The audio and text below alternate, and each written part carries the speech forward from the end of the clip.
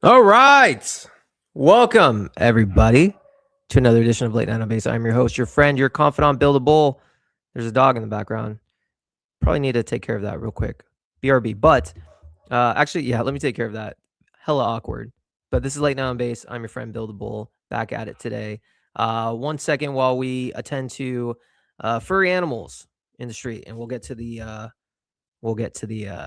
guests of today, which we have Mizzy, who launched his Creator Coin on Pantheon. Looking forward to talking about G-Star and also just kind of Creator Coin meta in general. Obviously, in 2025, it was all the rage. But now it's died off completely. But Pantheon, obviously took a different spin on it, which I actually am very bullish on. So I'm curious to see, how Mizzy's experience is with Pantheon, G-Star, and also, Creator Coins in general. I think it's an interesting conversation to have. And we also will be bringing on JY, a friend of the channel. He's been on before. He's a trench warrior, and it's very interesting. He's a degen researcher. So if you're in the trenches, a lot of the projects that we spot, or sometimes he's been part of like the research behind it. But it's very interesting because he also then took a role with Sybil, which is another agentic play. By Trading Benjamins, and he got a job there, and he's now, I think, head of research or head of growth. I don't know, something of that nature. So very, very interesting to see that, how you go from the trenches to actually getting a job in Web3. It's very interesting. So we will have them. Just letting you guys know, today's episode and all the episodes for the month of June is brought to you by Send Digital Peer-to-Peer Cash. That is sendable all around the world with privacy features built in a modern UI design. Download the app today. Send. Basically, we are in the age of what is it called? Neobank. And Send is basically your bank. We'll be having Ethan on the show on Monday. And also we'll be dedicated the whole hour of Send. So shout out to Send, the featured sponsor of Late Night on Base. Also want to give just a quick shout out to Banker. Banker is now the supporting sponsor for Late Night on Base. So shout out to them. We do feature a bunch of their projects in their ecosystem, and we'll continue to do so. So shout out to Banker. 243 plus people tuning in. I guess not really much else to say. Yesterday the Knicks came back. That was pretty impressive. Today's the World Cup, starting the World Cup. I had zero idea. Just been locked fucking in to crypto. I had no idea the World Cup started. I was a G back in 2010. I am old, but in 2010 I was young. And I would dominate a fool in FIFA 10. That was my game. So looking forward to the World Cup. Think USA is probably not going to do very well, but hey, doesn't matter. We're in the tournament. Other than that, SpaceX IPO, that's cool. I own zero of it. I wish I, had a time machine and started working with them in 2015, but I didn't. So I will not be making $0. But shout out to anybody who does. But without further ado, enough about me. Let's bring on the one, the only, Mizzy World to the stage. How you doing today, brother? Vibing. I kind of, your dog had me in suspense there for a little bit. I know. It's just like, not now, bro. Like, come on, not now. He's getting old, bro. He's like now going to be 10 this year. So I'm my just like, all dog, right. my dog just turned 9 yesterday. Yeah. And yeah, man. I mean, Knicks up 3-1, World Cup coming soon. A lot of exciting times because I'm partnered with this company called Upshot that does like prediction markets around sports. So yeah, I mean, I'm gonna be streaming a lot of that stuff. So it's I normally wouldn't be aware of what's going on with the World Cup, but this is my Sure. first year like actually giving a shit.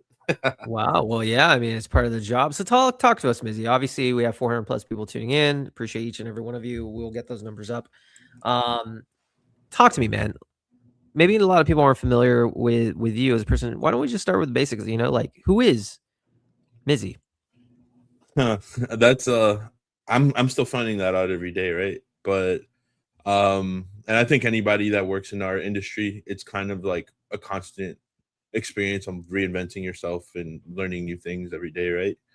But what I would say is I've definitely leaned into being more of like the hybrid of like a creative technologist type archetype, where I started off in the space, like anybody else, just like a trench warrior, buying up coins, talking about coins I thought were interesting.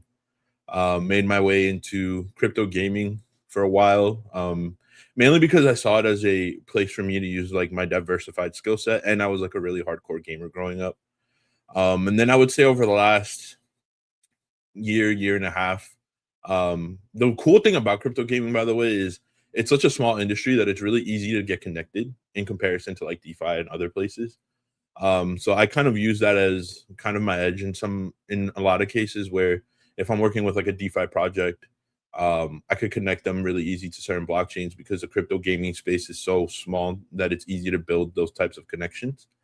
So using my background, which by the way, to go into, I spent a lot of time working in finance as a CPA.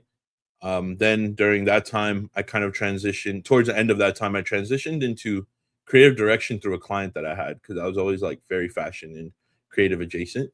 And then towards the end of that, that's when I really started to get into crypto and finding different ways to utilize that skill set while also learning about like smart contracts, learning how to code Solidity, learning how to do the technical side of things a little more. And then crypto finally kind of made sense of everything that I was doing. It was like, why do I have all these weird skill sets? And then I kind of find this industry where being a creative that's good at finance and has like somewhat of a decent understanding of tech makes a lot of fucking sense. So I leaned into that, and then I started to work with other projects outside of gaming, and I was able to add like a fourth notch to that belt, which was BD a little bit, right, because of the connection side of things, and I was really fortunate along the way to have so many great co-founders, collaborators, like my boys at Catalyst, Monique, who's my co-founder at G Star, as well as my brother Damien. So yeah, it's kind of been a roller coaster. I think that we've found a really good way to kind of like survive and actually thrive throughout the process though. So I'm really grateful for that. That's really cool. That's actually a really interesting story. So obviously, crypto gaming, and then you come from finance background, and now you're actually, you do media. So was something like public speaking, getting out there, is that something that's just been like, I guess, ingrained in you from an early age? Like, because that's, as trench warriors too. I mean, it's a lot of people want to do more, but at the jump from going to like clicking buttons to actually hosting and on camera, it's a pretty big leap. So what's your background with like with that? Yeah, Is something that interests you? for sure. Well, I mean, I feel like it's like half public speaking because most of the time I use my AI character. I am doxxed in certain circles. Like you can't work with most of the companies in this space unless you dox, right? And I've gone to IRL events, but um, you know, I spent a lot of time as a VTuber. Right now, I'm in the middle of recreating a CGI style rig to make my character look more like the old Final Fantasy movies from the early thousands. When it comes to public speaking, I actually used to freak out to the point that I would start stuttering and like twitching in my like high school years. And then when I found my way into creative direction and fashion, I had to move to LA and I had to talk to so many people in public areas and places. And for some of the events that I would have to do, you'd actually have to be on stage with certain performers and things like that. So kind of had to get over it after a while. And now it's like very natural to me. And it's a lot of fun actually. What is it about? Okay, so I want to circle back to crypto gaming. I want to also then talk about G Star and a lot of things. But crypto gaming is interesting. Obviously, it hasn't really found its aha moment. There's a lot of Obviously in 2021, you had like Axie Infinity. You had some play to earn type stuff, but like there hasn't been like that thing. What do you think it's going to take for crypto gaming to really find its footing in Web3? Kind of like how AI and robotics have found its footing currently. What do you think it's going to take to get the interest back into the gaming in Web3? Man, with crypto gaming, it's been funny because I got into the crypto gaming side of crypto in late 2022, early 2023, right? And so I got to see the full last cycle, which was supposed to be the cycle where we popped off. Yeah. Everybody expected, off the grid or shrapnel or all these bigger titles to take it. And I actually never agreed with that opinion. It's like very documented on the shows that I have and the streams that I've done that I believed that last cycle wasn't going to be the cycle. Because a lot of people were trying to create, like, there's just saying that Steve Jobs had, and I'm paraphrasing here, but one of the things that he said is like, you want to create something that the customer actually feels like they need. Maybe they don't know they need it today, but like they eventually will realize that they needed it, versus like finding cool things to do with the tech, right? And I feel like crypto gaming has always tried to find cool things to do with the tech rather than asking themselves the question of like, what game loop can I create that's original to crypto that can exist outside of it, right? Um, so when it comes to like real money trading and all these other things, like that already fucking exists. Like my first internet money was carrying people in World of Warcraft. Like I didn't need crypto for that.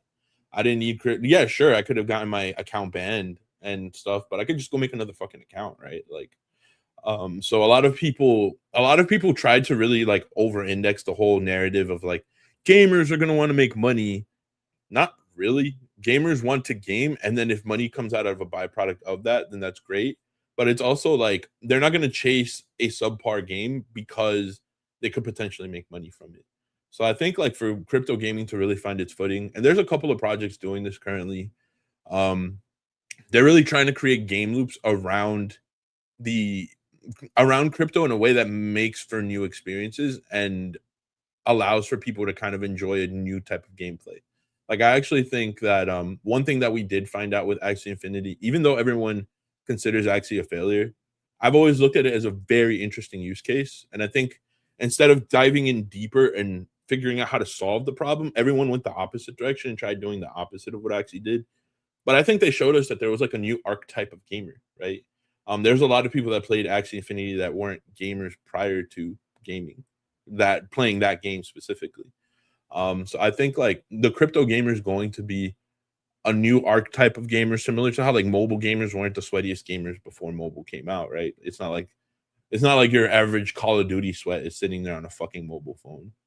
I think we're gonna experience the same thing with crypto gaming. Like what game loops can be made originally inside of crypto, and then what audiences, untapped audiences, are we looking to activate within that? Yeah, that makes sense. I think I think it'll find its moment. I just don't know when, but you're right. I don't think we'll see it for at least 2 3 years. Yeah, I think it's gonna take some time. I think it's gonna take some time. You basically need to build something that the Web 2 people are gonna want, and like Web 3 is just in it for the money. And so if you really need to build something, give them a reason why they should start using it. But it's gonna take some time. I do agree with you. And I think crypto gaming is one of those things where patience will have to pay. If you're Yeah, in that, you really and I do. also think it sucks as an investable vehicle. It's like very misaligned because in order to get gamers to play your game to help you make money, right? Because the idea is like if you're designing a tokenomic ecosystem, you want to answer two questions like how do I make sure that the token captures some of the value, but then how do I use it to lower my user acquisition costs, right? Or how do I use it, and specifically in the context of gaming, how do I use it to also bolster my revenue? So I think when you start doing stuff like having like pre-sales around a token in gaming, or having like VCs buying on the token specifically rather than at the studio level, it already fucks the incentive design around the ecosystem because you're not allocating the resources properly. So I Yeah. also think like we're gonna see these crypto games pop off in 2 or 3 years, and it's gonna be like the trench warriors that caught it early, because the ones that succeed are going to be the games that align the incentives at the consumer level, not necessarily VC level. Yeah, 100%. Gotta align the incentives with the consumer level. Absolutely agree with that. Just wanna give a quick shout out to the 1,391 people currently tuned in live late night on base. We are live with Mizzy. Also want to give a shout out to the AVAX community over on the arena. I just want to say what's up, Kevin, Faisal, Blaze. Thank you for the tip. Elric, amazing as always. I appreciate you. We need to get Jason on from AVAX. Jason, you haven't seen my last message, but the creator of the arena, we need you on. But like I said, appreciate everyone on base, everyone on the arena and AVAX. We are a multi-chain show. All right. So Mizzy, now let's talk creator coins, man. Creator coins, that's how, I came across you. You were the first launch from Pantheon. And for those that don't know, Pantheon is a new creator coin platform that's, taken a lot of the things that Zor didn't do back in 2025 and put its own spin. And I think it's a very interesting concept. So talk to me, Mizzy. Number one, why are you bullish on creator coins? And number two, what made you want to launch your own on Pantheon? Oh man. Ironically, I didn't know it was in the form of exactly creator coins, but part of the reason that I got into crypto in the first place was because when I was working in LA seeing all these creatives, because there's so many things that happen in that industry where it's like there's ghost creatives and things like that doing things behind the scene. And then you have people that are the face of something, but they don't necessarily have that much ownership of it. So I saw a lot of things that I didn't necessarily enjoy, and I thought that blockchain had a lot of solutions for that. Right. I myself worked as more of a ghost designer for a lot of brands through an agency, and I was fortunate enough to, because of my background, to always read contracts the right way, do things the right way, and look out for my own, basically look out for my ass to make sure I wasn't getting like scammed on any deals or anything like that. But I had so many friends that didn't necessarily have that experience. So like I was always very into royalties. I was always very into like splitting ownership on chain, things like that. And also trying to find ways to work with people to like incentivize their audiences, right?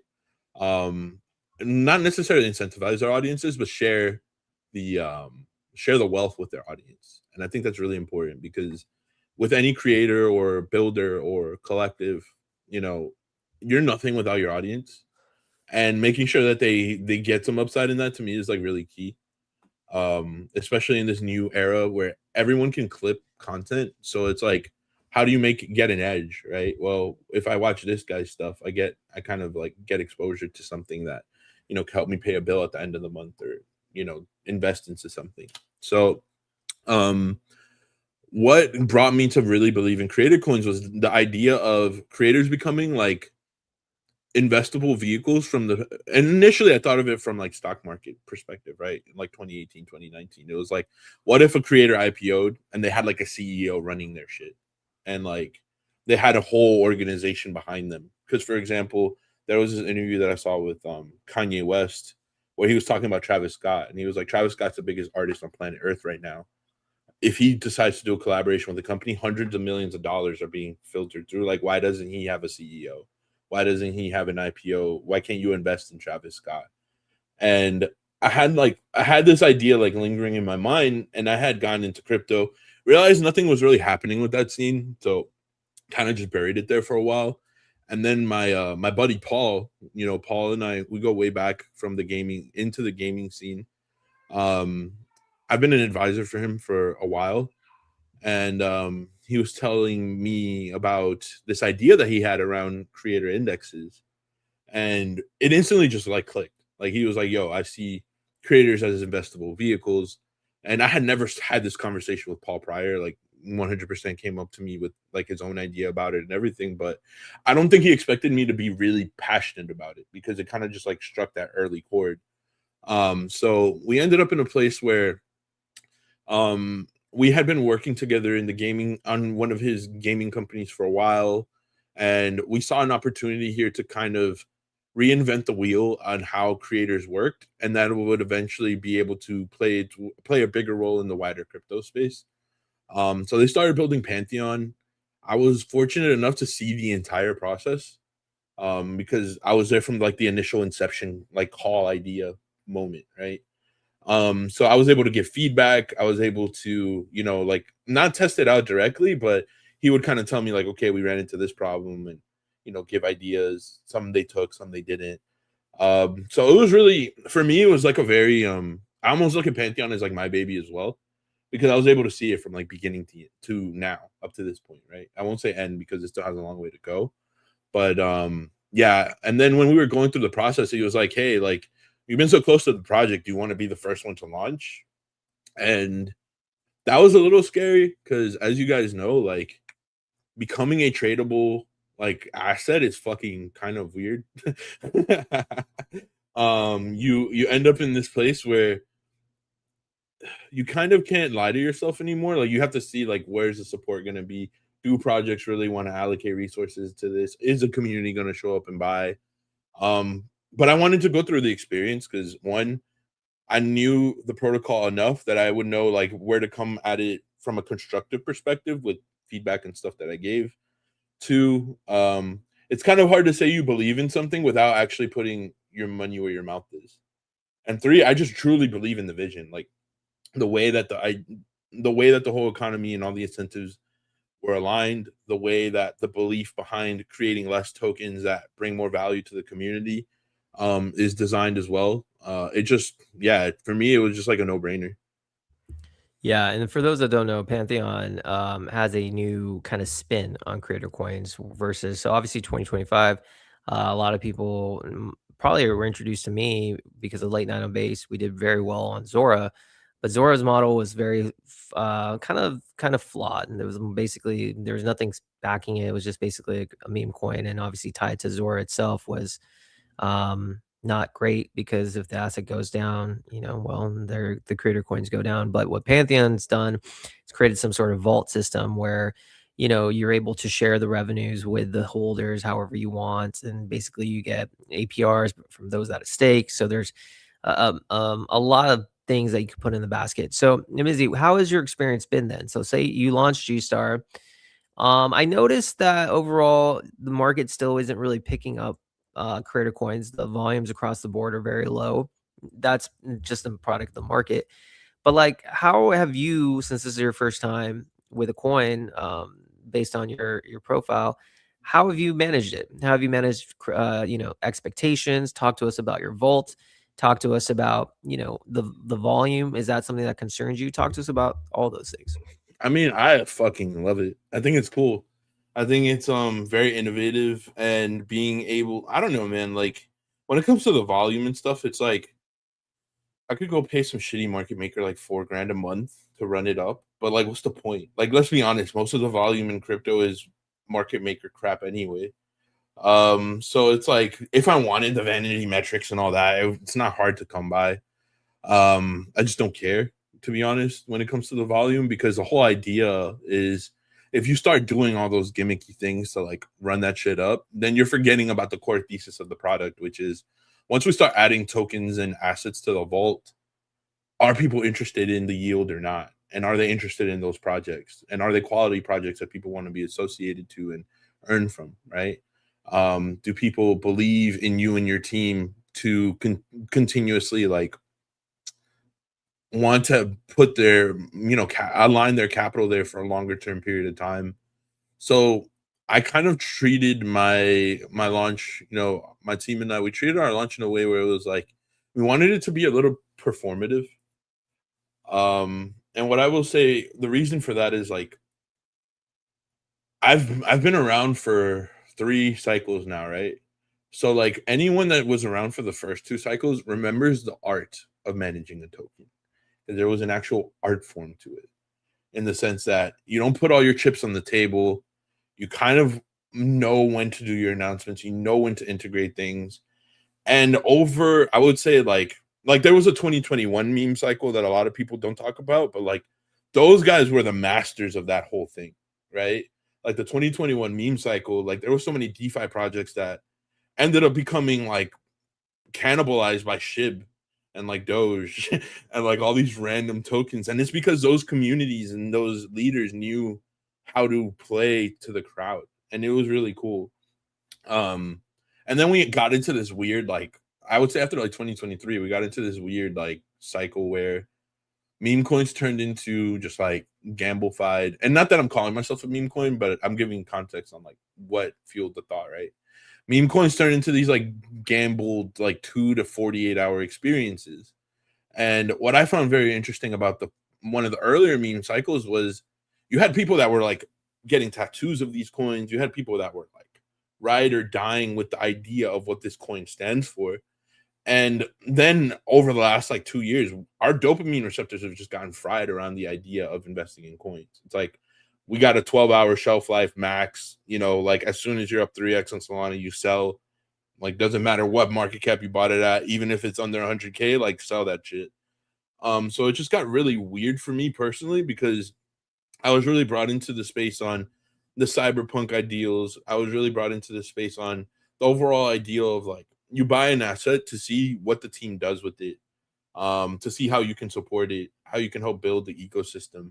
So we wanted our launch to be representative of those times. Like, do we have vault partners? Of course, and the Pantheon team has done a really good job of understanding what my mission was. Our mission as a team was to be able to create that experience in the earlier side of things, and like communicating that with their side of the community, because obviously there's a lot of people from G Star that bought, but there's also a lot of people from the Pantheon community that bought, and they've been very good at like saying like giving ballpark estimates of what the vault size looks like, things like that.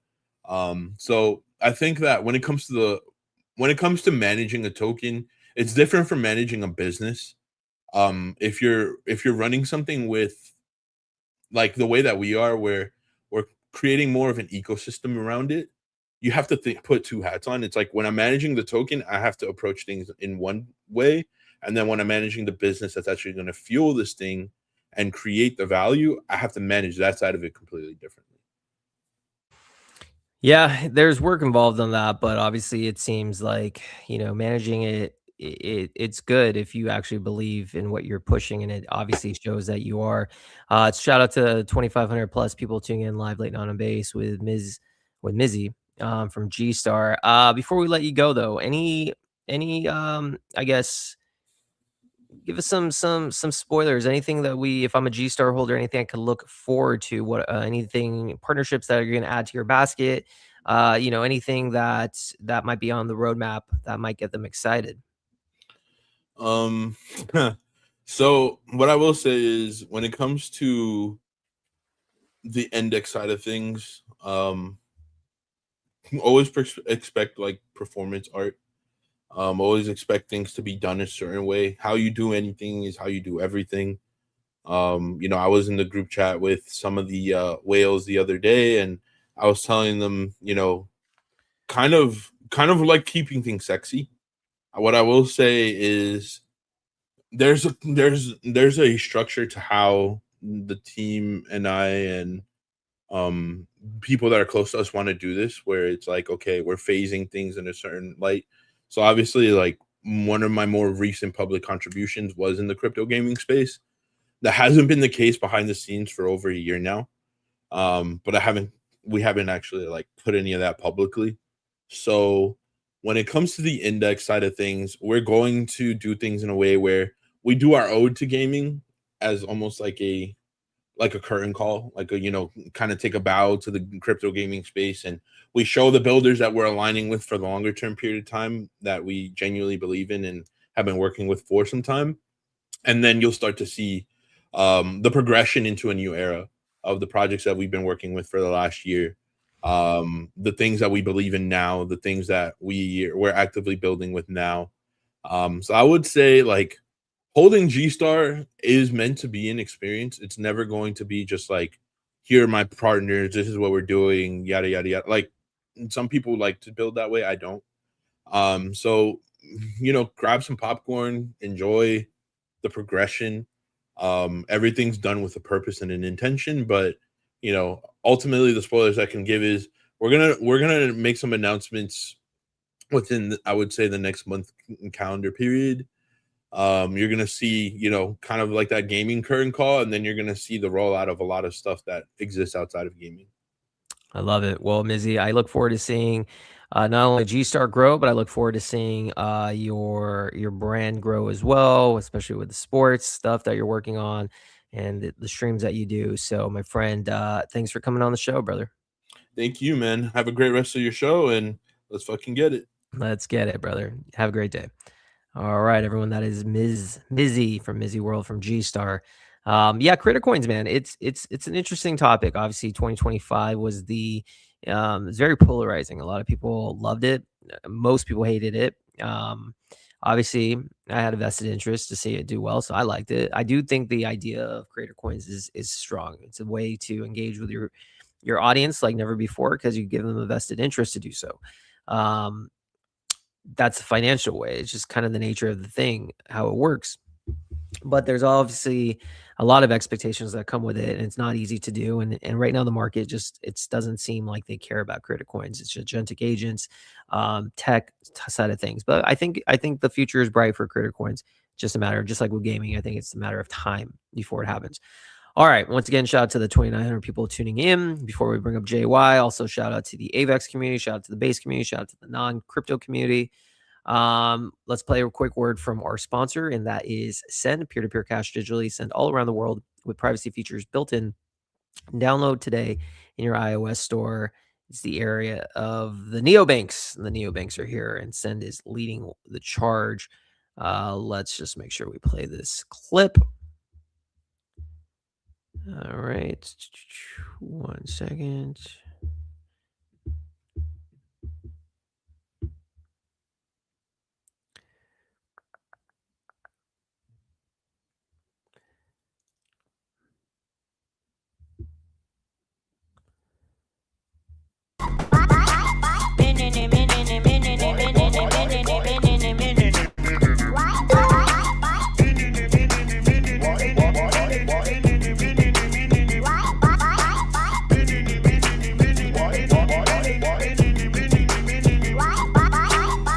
Aphrodite, Ventusca, Osteonisus, Hera, Hermes, Icarus, Narcissus, Medusa, Ephasos, Ashalalala, Susus, Minerva, Ecobus, I love it when you couscous.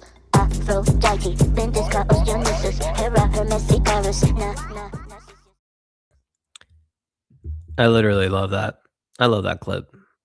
It gets me pumped, man. I wish I was talented to make something like that, but I'm not.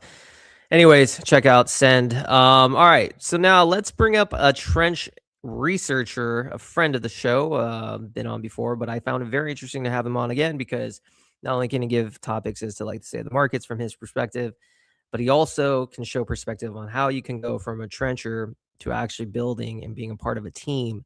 Um, in that transition. So without further ado, JY, my friend, how are we doing today? Good. How are you? How are you doing? I am good. Do you have your coffee? Do you have it's early where you are, aren't you? No, no, it's actually 9 p.m., so it's rather a beer, I would say. Oh, well, But there you go. Forget about that. So this is prime time. We're getting JY and prime effect. Your audio is much better this time. yeah, I don't know what's happening. I mean, last time we had the fucking internet issues. I think tonight, hopefully, it's a bit better, huh?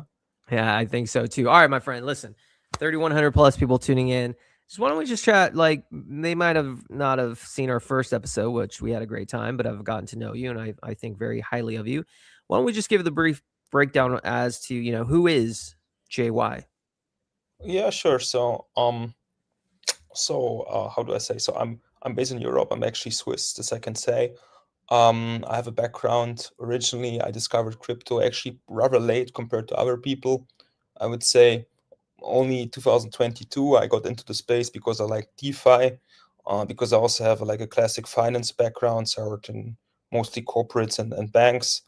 So I got into crypto, started playing around with DeFi protocols. Um, Later on, I actually started also a little bit trading. Always thought I was always a bit skeptical also of the space, right? Because outside in the outside world, most of us or most of the people they don't like it, right? So they say it's all a scam. But somehow, yeah, I fell in love with it. I kind of found a home and base, I would say, because I really liked the vibes around there. I liked many of the projects because there's something tangible about it. Yeah, and that's how I stayed. That's how I started trenching. I don't know. I don't like the word trenching, by the way. I would rather say I like discovering new things. I like to discover new projects, see what they do.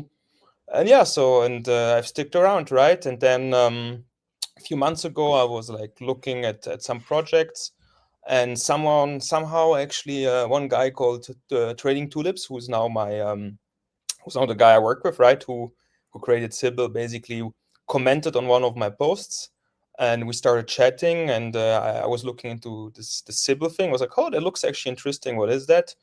And long story short, here I am today, and I'm actually basically working for them and helping them to achieve our mission, right? Which is basically building the agentic infrastructure of the future. There we go. Very interesting. Yeah, like I said, I think this is a very interesting conversation because we won't use the word trenching. We'll say researcher. Let's Basically, not call it investing either because it's a bit more degen, but somewhere in the middle, right? somewhere in the middle. But it's very interesting to me because the transition from scouting out different projects that you might be interested because this space moves a million miles a minute. It's very difficult to keep up with the new launches daily, honestly. And then now taking a job with a very reputable company in Sybil. What were you looking, I guess, to find a bigger fit in this market with the team, or did it just kind of fall in your lap? Because talk to me about why you accepted a role with Sybil. So, so first of all, I mean, I really like the space. So I like chatting a lot with people. I mean, you got to know me, right? We also chat like on our TGs and stuff. So I really enjoy talking with the builders. I enjoy talking with like other guys which are like trading in the space. And I always had like kind of the vision that ultimately one day maybe I will take it one step further. I mean, I think I'm an okay trader, but I always felt that I don't know that was maybe not enough, right? I mean, it's on one side maybe you want to put your knowledge, or let's say because like I mean we know right very much what the market wants, right? Because if you trade things, you very much know what things you look for, what are the catalysts, how does the team need to market things, what are like the people looking at, how will the news be perceived, how do you frame the news? So I always found this kind of psychology, market psychology part always very interesting. And I thought, yeah, why not? I mean, if there's an occasion one day to help a project which I like, right? That's the biggest part, that where there's a team which has a vision, a team which is cool guys, which are building something cool, why not? And it all happened organically. I never applied or anything. I'm just chatting with people really, right? And I think in the space, I mean, you have a lot of cool opportunities coming up if you're just curious and you just talk. And again, I never had any objective in mind. It just happened very organically because I mean, I liked Tulip, I liked the guy, we had a good connection, and I thought what they were building was pretty cool. And that's the rest is history, right? Do you feel that you have more fulfillment and maybe, I guess, more passion by working on a project versus, I guess, just micro cap research and gambling? Like for instance, for me, I started my media thing in 2024 in base around May time. And if people aren't familiar at that time, there was a huge run up on memes. February to May or something was a big time. And I felt like I was missing, more of a purpose and more not excitement, but more something more fulfilling. That's why I said, you know what, I'm going to stop. Trading isn't going to be my focus. It's going to be building it. Do you feel that you have more fulfillment working with a project like Sybil? I mean, first, yes, I can answer that directly, but I think it's two very different things, right? Because I was also chatting with some other people in the space over the last days, because in the end, I mean, we're building something real, right? So we have our product, right, which is this Hermes memory plugin, which by the way has great results. And if people who are building with Hermes agents or are playing around with it, they should try our beta. Huh? So just making some little publicity here. But I think it's interesting in the sense that, as I said, I was talking with people, and um, when you build something real with a real product with real users, it's kind of like this, how you say, I wouldn't say the dilemma, but it's very interesting because on one side you have the crypto community, which is great, right? Because that's where you come from, and that's basically how you bootstrap early early users and how you bootstrap also capital. But at the same time, you kind of have this user aspect that you basically build a real product which needs to gain traction. So that's very interesting actually, because you kind of add these two things and you need to kind of manage these two very different roles. So that's very interesting. And also what comes to your question, right? What's interesting here is that when you're a trencher, when you trade, I mean, you're very fast paced, right? You react to all kind of news. I mean, it can even be that like a comment of a founder on a random tweet sends your shit to fucking zero, or basically pumps it up. So you're very agile, right? So you're very receptive. While actually when you, I would say, you build something, of course you're still very receptive to the market, and I think it also helps me like to kind of gauge decision making, or like when you position something, you always think, okay, how will that be perceived? But at the same time, you don't even look that much at charts, because if you have something bigger in mind, right, you know that the price will anyways follow. Because if you build something great which kind of transcends, let's say, the crypto space, and goes further than that, you don't really care about the chart. I don't need to look every day at the Sybil chart. I mean, it's nice to look at, but in the end, it doesn't matter because you're building something. Yeah, and by building something, you have more of a long-term perspective where the day-to-day price doesn't necessarily mean much.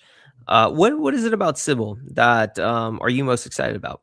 Is it because, like I I mean, said, the agentic space is pretty saturated, but I think Sybil is doing something different, and I also think Trading Tulip's a very interesting guy and very smart builder. For you personally, though, because again, you took the leap of faith to join them.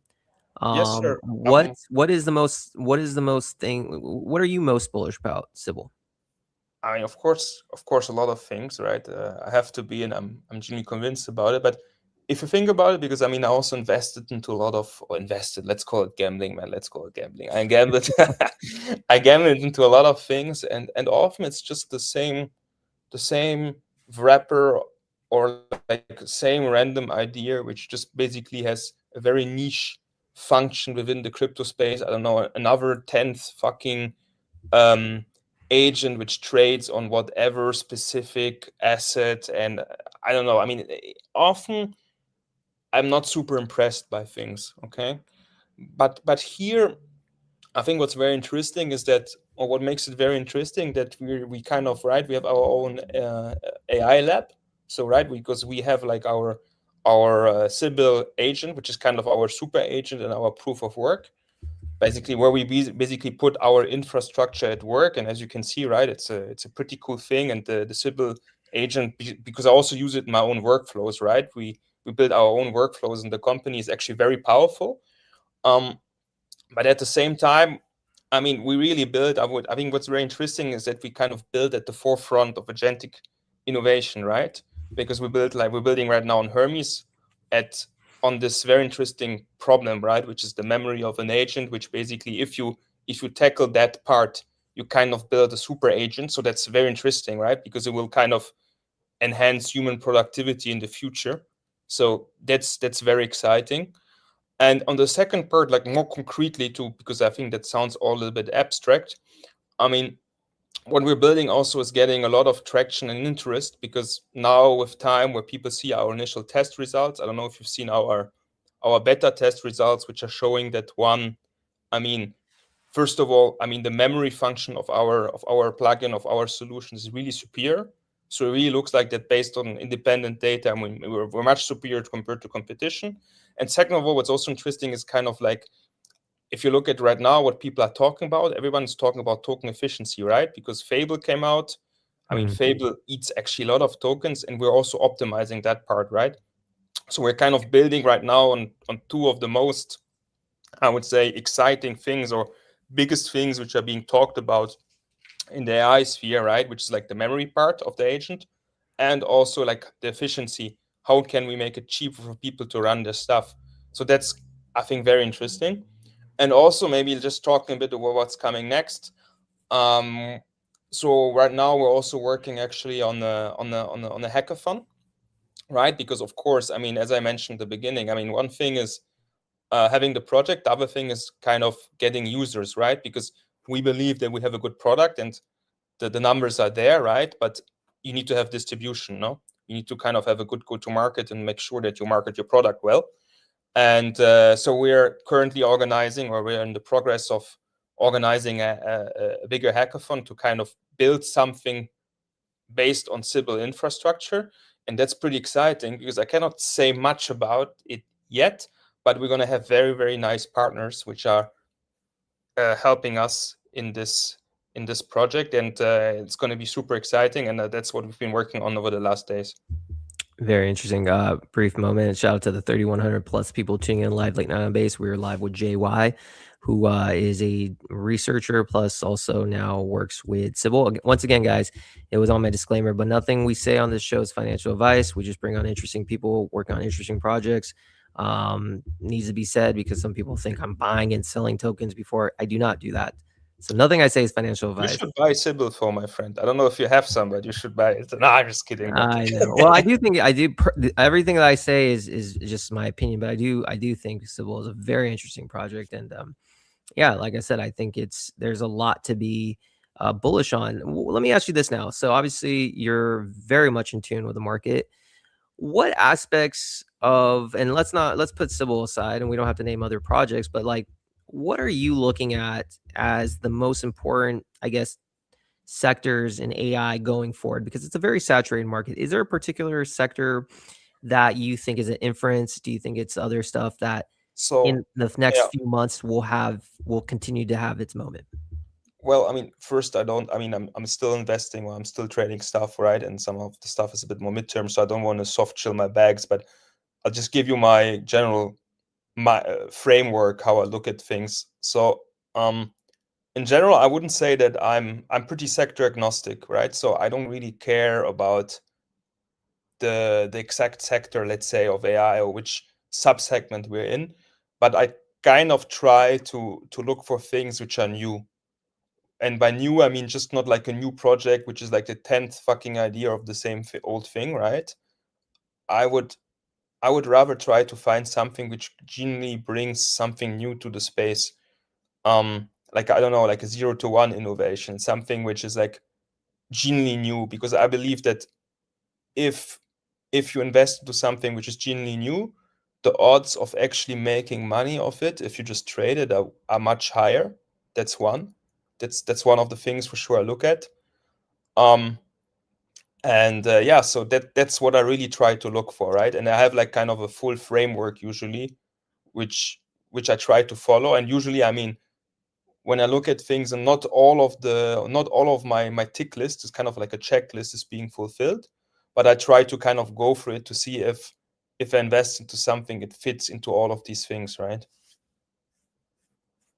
Yeah, I think novelty is a good idea to in terms of an investment thesis. I think because the market's so saturated, novel ideas have mind share. People are very curious to see where it goes. People want to invest or But they're not gamble that in. often. If I can interrupt, I mean, the Sure. thing is that these kind of new ideas, they don't pop up that often. Yeah. So you kind of have like every few. I mean, let's look at some examples from the past, right? So I think one example for sure is like Virtual Season 1, Mm-hmm. when we had all these let's call it ChatGPT wrappers, and I think they were super new. And I remember back in the day, I was looking at Luna, Luna by Virtuals, right? And I think that was like the first day or something. And I was looking at it, and I was saying, okay, that's very different. I've never seen something like that. And then you try to look into it, you see what is it doing. And that, for example, like the whole all the virtual season, right there was something new coming up, right? So you don't have these moments very often. Or the other one I could think about when you think about AI is everything which happened around Moldbook and stuff, Yep. right? Absolutely. Where you were looking at it and you're saying, okay, that's genuinely new. And I think the art in what we do is kind of seeing something early and to realize that it's actually different. Yeah, I think that's really, really good advice. I think, like I said, novelty is something that gets mind share because genuinely people are tired of investing in the 50th beta of some version.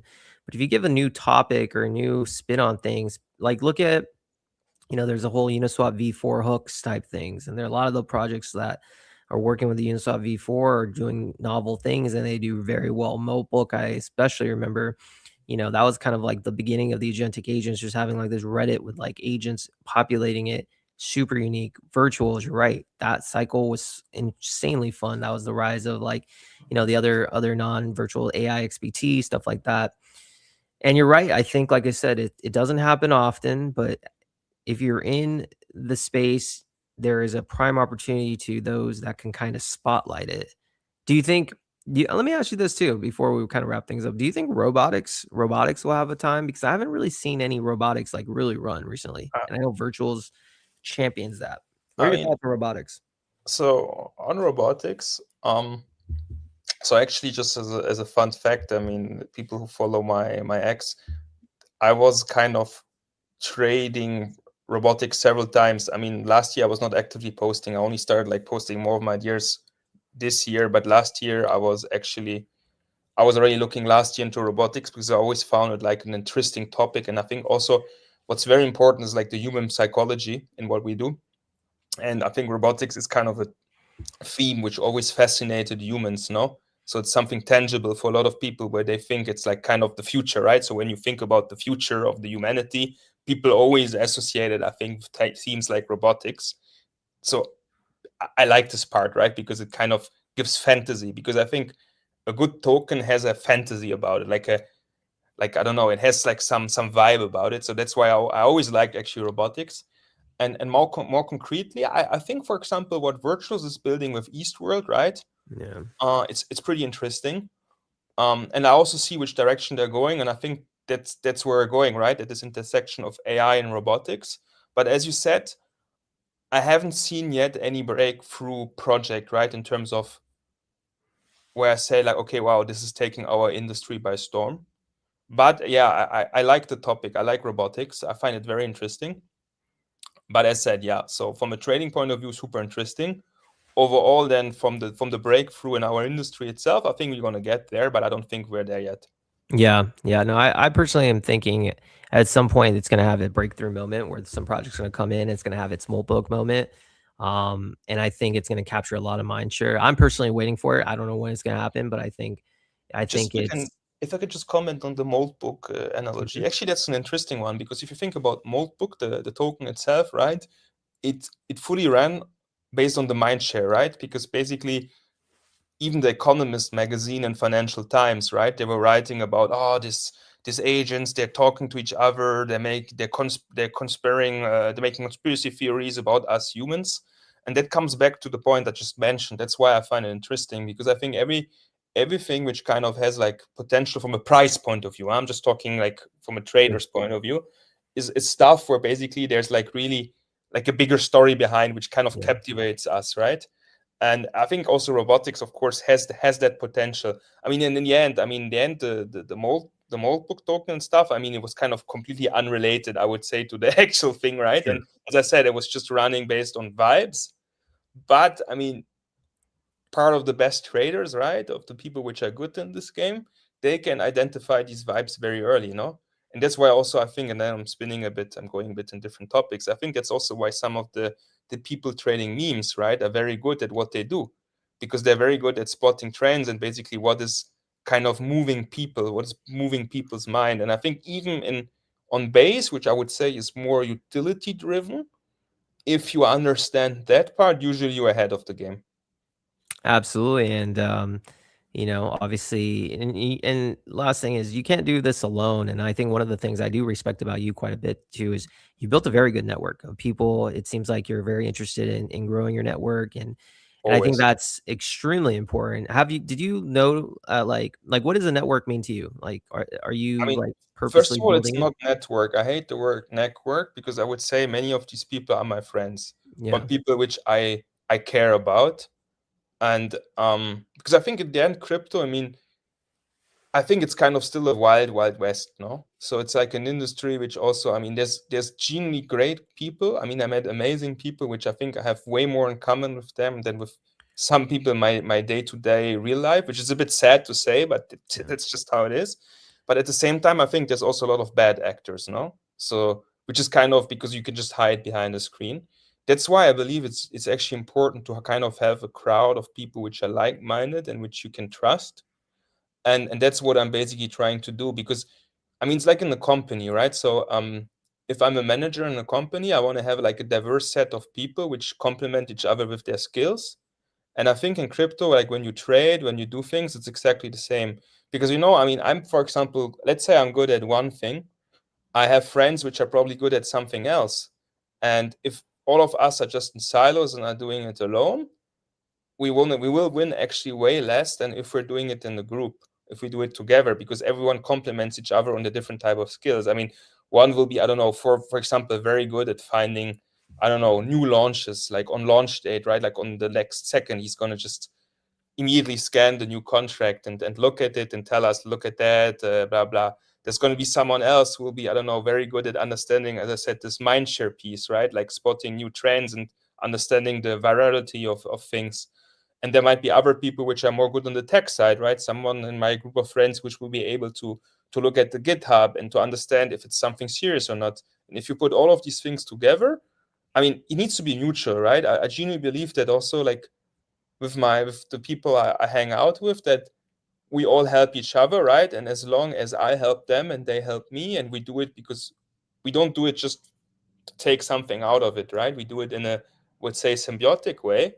I think all of us were winning, right? And that's what I want, right? I don't want to just win while my friends lose. I mean, the objective is that we win together. Well, JY, I think you're a great guy. I think you're a breath of fresh air in the space. I'm glad to call you my friend as well, and I look forward to seeing you grow with Sybil and learning all about the lower cap research projects that you research, my friend. So, cheers to you, and thanks Of for course. coming Right on, now, bro. I'm a bit more focused on Sybil, as you've noticed, right? Because I'm pretty busy with that, but there will be more stuff, of course. So when I have good things, I'll always share. Love it. This you can be guaranteed of. I love it. I read that telegram every single day, my friend. Thanks for coming on, brother. Appreciate you. Cheers. Have a nice evening. Thanks for having me. Of course. All right, JY. Yeah, really good guy. Like I said, these are the type of people that are a breath of fresh air in the space. They're generally trying to do good.